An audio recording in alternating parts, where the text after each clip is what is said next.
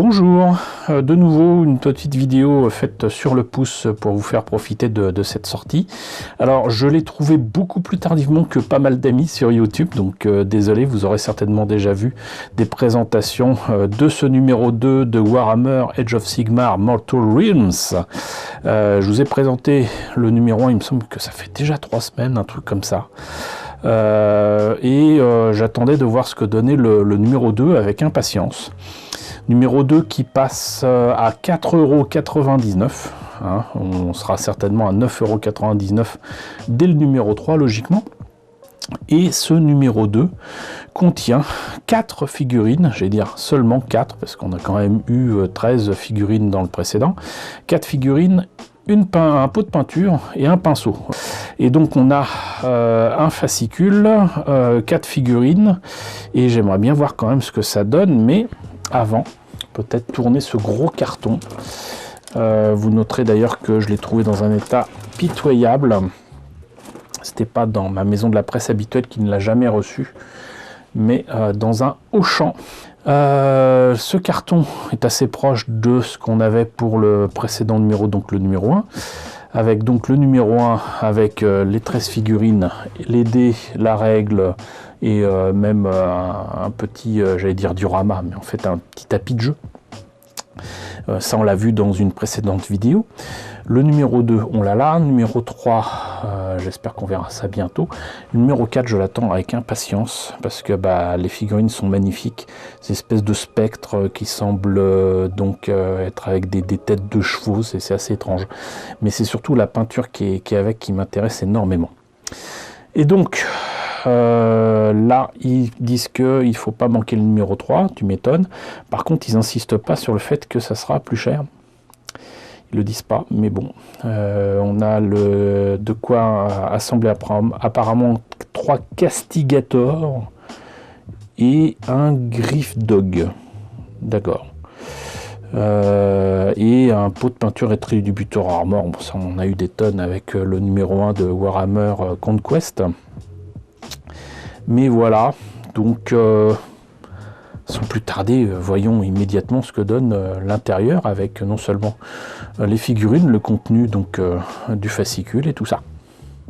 Alors, comme je disais, on a un pot de peinture qui est le Corax White. Alors, c'est pas le blanc préféré que j'ai, comment dirais-je, chez Citadel. J'ai mes petites préférences. Ça a beau être une peinture de base, le Corax White, je trouve que c'est beaucoup trop épais. Et ça vaut pas la White Scar, qui est peut-être une layer, cela dit, mais qu'importe. Ce qui est rigolo, c'est qu'on a l'impression qu'il y a presque une date ici, mais bon, cela dit, c'est toujours bon d'avoir du blanc, ça fait partie des peintures de base à avoir, du noir, du blanc, les couleurs primaires aussi, donc du bleu, du jaune, du rouge. Avec ça, a priori, ils pouvaient tout faire, voilà. Donc mais cela dit, là, voilà, 5 €, vous avez de belles figurines, vous avez un pinceau, vous avez un pot de peinture, on va pas cracher dessus, franchement, ça va. Alors, les pinceaux de chez Citadel, j'avoue que je ne sais pas combien ça vaut, mais Starter Brush, je devine que c'est pas un pinceau de compétition. Je sais plus si c'était le genre de pinceau qu'on avait eu au début dans la collection de Conquest, il me semble que oui, mais moi pareil, hein, je suis pas contre avoir des pinceaux, et puis même si c'est un pinceau de base, c'est pas non plus un pinceau pourri, donc ça va, voilà. Mais ce qui m'intéresse le plus ici, c'est quand même les figurines. Donc ici nous avons affaire à quoi? Alors apparemment c'est des Banshee Dolentes ou Dolentes, je sais pas comment ils prononcent ça, et donc je continue à appeler ça des spectres, mais c'est juste magnifique, comme Brist l'a signalé dans sa vidéo que je vous mets en lien. Effectivement, on a là quand même 4 belles figurines qui en plus ont des socles qui sont hyper détaillés et qui sont tous différents, et ça c'est très important de le noter. Vous voyez, vous avez des restes humains, des squelettes, des crânes, des os, mais vous avez quand même aussi des végétaux, puisque là on dirait qu'il y a presque comme des roses ou quoi, des pierres, peut-être des pierres tombales, je ne sais pas. Et voyez ça là quand même, c'est magnifique. C'est juste waouh. Et puis c'est du plastique injecté. J'ai toujours du mal à réaliser que c'est en plastique injecté. Ça d'habitude, on n'avait pas ce genre de qualité là il y a encore quelques années. Et c'est juste, j'allais dire magique, mais ouais. Là même la dague ici là. Non, c'est beau. Hein.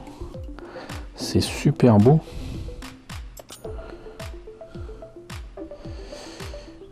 Et ça aussi, ça va être vraiment un bonheur à travailler, à peindre, pour donner un aspect justement spectral à ces Banshee.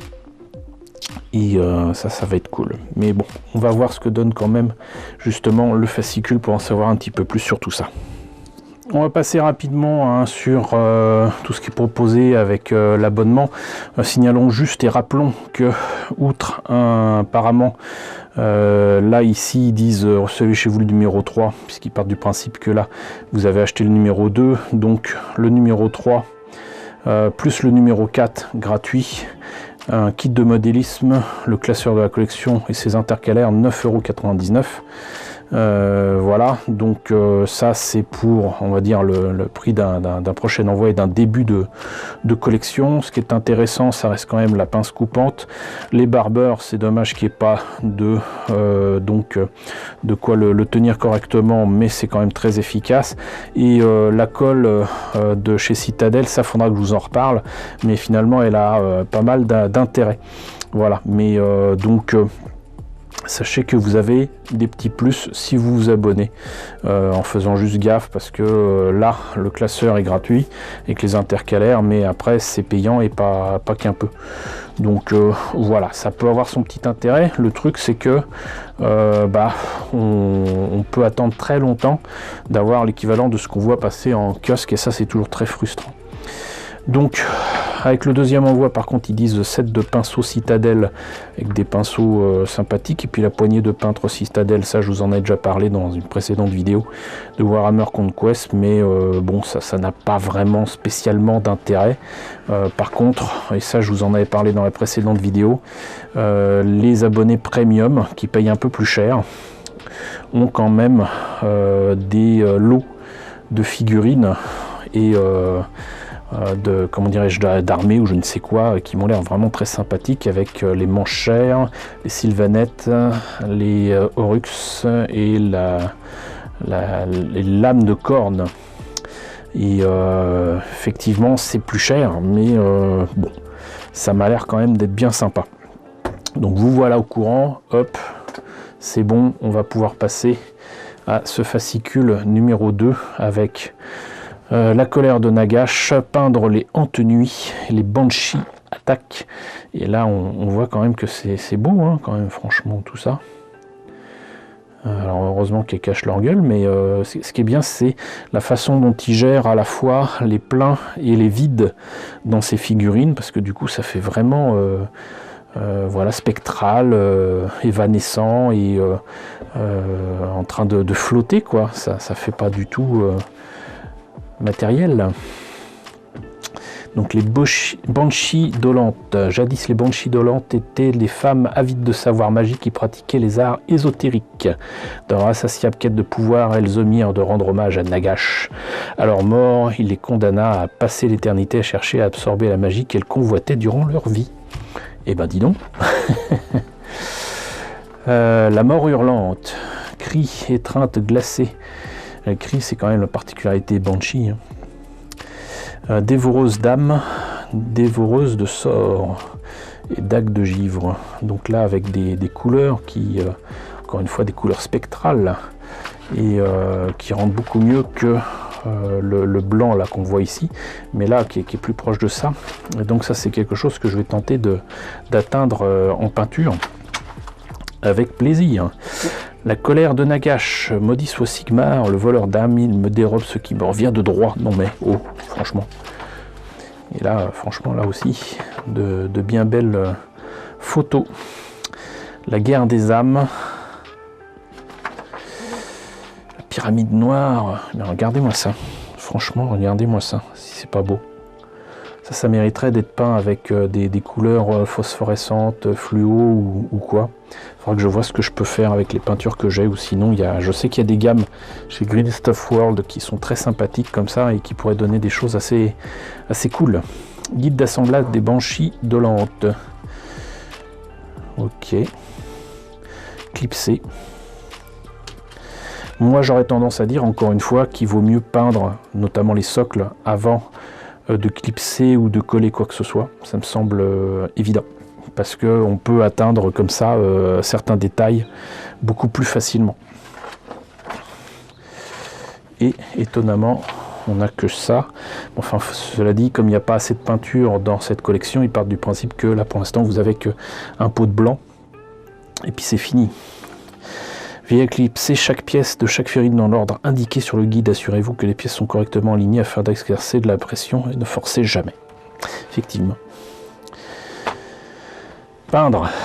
C'est un peu frustrant de voir qu'ils proposent de peindre alors que là on n'a pas tout le matériel nécessaire. Mais pourquoi pas? Ça permet de se préparer. Et vos outils, donc le pot, alors je suis désolé, mais le pot citadelle dans le genre inutile, il n'y a pas mieux. Par contre, il m'a l'air d'être quand même bien solide et surtout de bien tenir, hein, mais bon voilà. Ouvrir les pots, oui, super. Moi je préférerais qu'ils disent la différence entre les technicals, les bases, les layers, les trucs comme ça serait beaucoup plus intéressant. Palette, ouais, je crois que d'ailleurs que ça fait partie des choses qui sont proposées dans les abonnements, mais je suis plus très sûr. Essuie-tout, oui, ça me semble évident. Comment prélever de la peinture, oui, oh là là, c'est plus que basique là. Corax White, ouais. Non. Non, première couche, deuxième couche, dernière couche, ça fait 3 couches. Non. Ça, non. C'est justement, là, il y a trop de peinture. Et du coup, on perdra tous les détails, hein, les beaux détails qu'il y a sur ces figurines. Ça, je vous conseille pas de faire ça. Et si vous pouvez utiliser de la peinture de base en bombe, ça sera beaucoup plus simple. Et beaucoup plus pratique, mais là c'est le meilleur moyen de perdre tous les détails. Hors de raclochen, c'est-à-dire qu'ils reviennent sur les figurines du précédent numéro. Figurines terminées. Bon, non, là les termes sont mal employés. Là du coup je dirais plutôt première phase ou quoi, mais elles sont pas terminées, de toute façon on va revenir dessus forcément. La terreur venue des tombes, embuscade spectrale. Là encore, j'adore ce vert là, il est magnifique. Et la bataille continue. C'est pour ceux qui jouent, c'est pas mon cas. Et donc, pour les prochains numéros, on l'a déjà vu 1000 fois. Numéro 3, donc, avec notamment le pot de peinture doré. Et là, c'est la Technical, justement. Alors, impossible à dire ce truc-là. Nikilac oxyde. J'arrive même pas à lire. Mais ça, voilà. Ça m'intéresse énormément. Et je pense pas l'avoir. J'ai peut-être un équivalent, mais je pense pas l'avoir. Donc, voilà. Et ben écoutez, j'espère en tout cas que la présentation de ce numéro 2 de Mortal Realms vous a intéressé. N'hésitez pas à me dire dans la section commentaires ce qu'il en est. N'hésitez pas à liker, c'est très important. N'hésitez pas à partager, n'hésitez pas à vous abonner si ce n'est pas déjà le cas. Coucou aux nombreux abonnés qui nous ont rejoints ces derniers temps. Bienvenue ici. Coucou aux grands anciens qui me suivent depuis 5 ans. Merci à tous de votre fidélité, merci à tous de votre soutien sur Tipeee et sur Paypal. Surtout, prenez soin de vous. Je vous laisse avec la liste des contributeurs de la chaîne et je vous dis à très bientôt, je l'espère, pour les prochains numéros de Mortal Realms, la nouvelle collection Warhammer de Hachette Collection.